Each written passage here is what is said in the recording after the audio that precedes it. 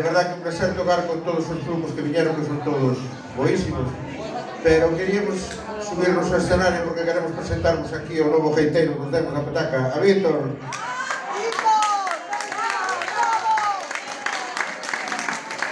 É a primeira vez que vai a tocar así con nós, así que dándolle moitos aplausos para que siga no grupo, vale?